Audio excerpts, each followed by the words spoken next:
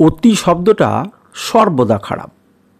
যার আগে অতি শব্দ বসে গেছে জানবেন সেটি খারাপ। অতি ভালোবাসা খারাপ, অতি রাগ খারাপ, অতি টাকা খারাপ, অতি দারিদ্র খারাপ। প্রতিটা জিনিস কিন্তু অতি হলে পরে বিপদ আছে। আপনার জীবনে চলার পথে, ট্রেডিংয়ে চলার পথে, আপনার সমস্ত জায়গাতে আপনার আত্মবিশ্বাস কিন্তু খুব গুরুত্বপূর্ণ একটা জিনিস।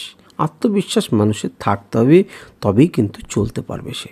কিন্তু মনে রাখবেন, অতিরিক্ত আত্মবিশ্বাস আপনাকে ডোবানোর জন্য যথেষ্ট। আপনি যেন মনে না করেন যে আপনি যা ভাবছেন, আপনি যা করছেন তাই ঠিক হবে। এটাই কিন্তু একজন ট্রেডার তার মনের মধ্যে তৈরি করে ফেলেন, তার অজান্তেই বা জানতেই।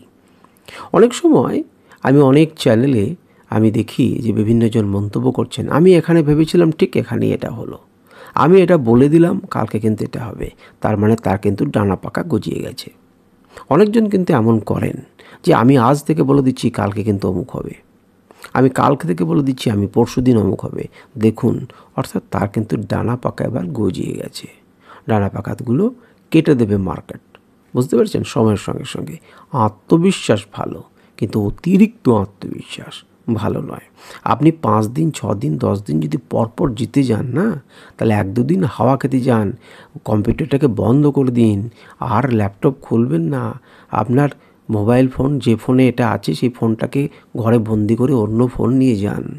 অ্যাপগুলো দেখবেন না, আপনাকে টেনে নেবে এবং মনে হবে যে আমি বাসে চলতে চলতে, ট্রেনে চলতে চলতে, গাড়িতে চলতে চলতে, বেড়াতে বেড়াতে, মাঠে বসে আমি যখন খুশি তখন একটা পুট করে ট্রেড নেব আর আমি সফল হয়ে যাব। কারণ আমি যেটাতে লাগাবো সেটাতেই সফল হবে। কারণ আপনার মাথা আস্তে আস্তে অভ্যাস করতে লাগবে এবং মাথাকে সঙ্গে সঙ্গে বাড়ি মেরে বোঝাতে হবে যে না, এটা অতিরিক্ত আত্মবিশ্বাস হয়ে যাচ্ছে।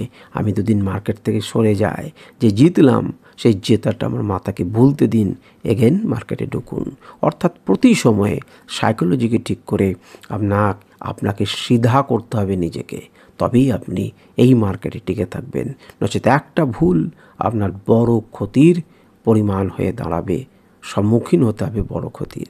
সুতরাং ভাবনা চিন্তা করুন, আত্মবিশ্বাস ভালো, অতিরিক্ত আত্মবিশ্বাস ভালো নয়। আপনি কি মনে করছেন, অতিরিক্ত আত্মবিশ্বাস কি ভালো? আমাকে কমেন্ট করে জানান।